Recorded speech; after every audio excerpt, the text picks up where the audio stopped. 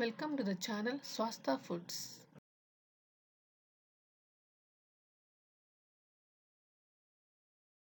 അപ്പോൾ വട്ടയപ്പം ഉണ്ടാക്കാൻ വേണ്ടിയിട്ട് ഞാനിവിടെ 2 കപ്പ് പച്ചരി എടുത്ത് വെച്ചിട്ടുണ്ട്. നിങ്ങൾക്ക് കാണാം. ഇനി ഇതിലോട്ട് കുറച്ച് വെള്ളം ഒഴിച്ചിട്ട് ഒരു 4 മണിക്കൂർ സോക്ക് ചെയ്യാൻ വെക്കാം.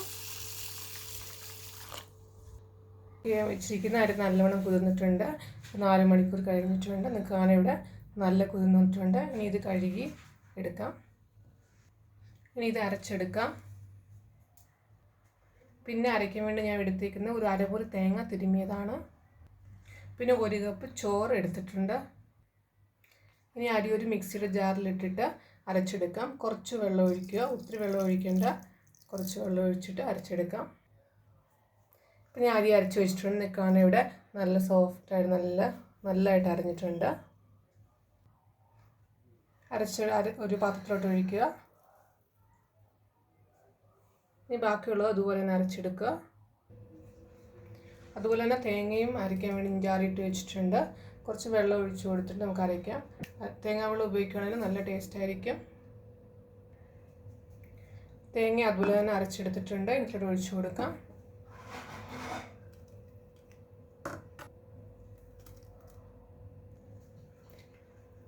ചോറ് അരച്ചത് ഇട്ട് കൊടുക്കാം. തേങ്ങ അരയ്ക്കുമ്പോൾ തേങ്ങയുടെ തന്നെ ചോറും കൂടി ഇട്ട് അരയ്ക്കാം.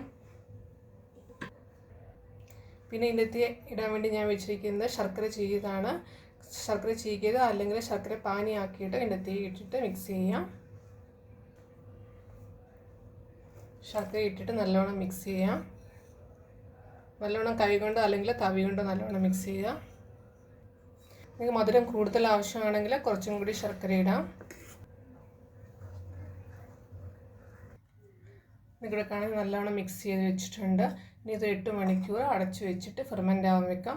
തലേദിവസം രാത്രിയിൽ വെക്കുകയാണെങ്കിൽ നെക്സ്റ്റ് ഡേ മോർണിംഗിൽ നിങ്ങൾക്ക് ഉണ്ടാക്കാവുന്നതാണ്. അപ്പോൾ നമ്മൾ പുളിക്കാൻ വെച്ച മാവ് എങ്ങനെയുണ്ടെന്ന് നോക്കാം. നിങ്ങൾക്ക് കാണാൻ ഇവിടെ നല്ല പുളിച്ച് വന്നിട്ടുണ്ട്. നമുക്ക് കാണാൻ ഇവിടെ നമുക്ക് നല്ല പുളിച്ചിട്ടുണ്ട്.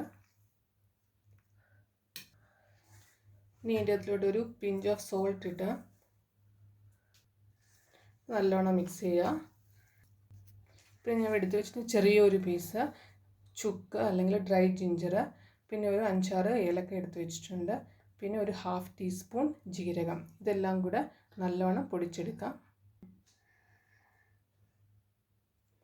ചുക്ക്, ഏലക്കയും ജീരകം നല്ലോണം പൊടിച്ചെടുത്തിട്ടുണ്ട്.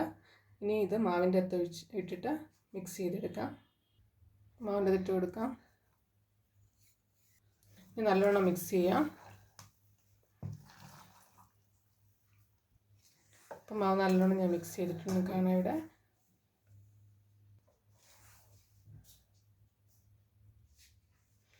മാവ് ഒഴിച്ച് വെക്കാൻ വേണ്ടി ഒരു പ്ലേറ്റിൽ ഒരു സ്വല്പം ഘീ ഒഴിച്ചിട്ട് നെയ്യ് ഒഴിച്ചിട്ട് ഒന്ന് തേച്ച് വെക്കാം.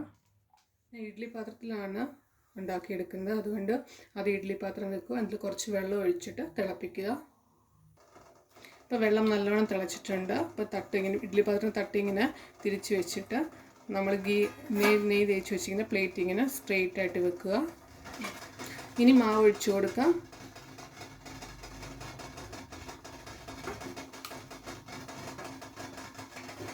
ഞാൻ മാവ് ഒഴിച്ച് കൊടുത്തിട്ടുണ്ട്. ഒരു 3/4 ഭാഗം ഒഴിച്ചിട്ടുണ്ട്. ഇനി ഇതിൻ്റെ അതിലോട്ട് മേളിൽ കാഷ്യൂ നട്ട് ഇട്ട് കൊടുക്കാം.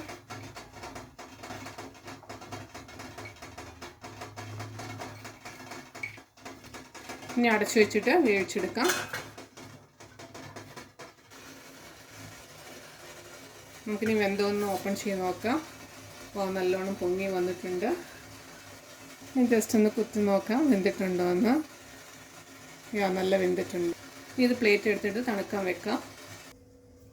ഇപ്പം നമ്മുടെ അപ്പം നല്ലോണം തണുത്തിട്ടുണ്ട്. ഈ ഒരു പ്ലേറ്റിലോട്ട് മാറ്റാം. തണുത്ത് കഴിയുമ്പോൾ സൈഡിൽ നിന്നൊക്കെ ഇങ്ങനെ വിട്ട് വരും.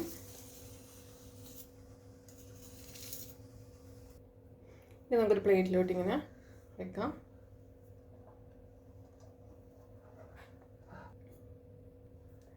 അപ്പോൾ നമ്മുടെ സോഫ്റ്റ് ആയിട്ടുള്ള വട്ടയപ്പം റെഡി ആയിട്ടുണ്ട്. ഇതിനകത്തിൽ ഈസ്റ്റ്, ബേക്കിംഗ് പൗഡർ ഒന്നും ആഡ് ചെയ്യുന്നില്ല.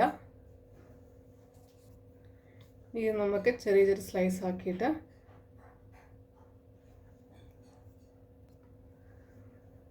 സ്ലൈസ് ആക്കിയിട്ട് നമുക്ക് കഴിക്കാം. നമുക്കാണ് ഇവിടെ നല്ല സോഫ്റ്റ് ആയിട്ടുള്ള അപ്പമാണ്. അപ്പോൾ എല്ലാവരും ട്രൈ ചെയ്ത് നോക്കുക.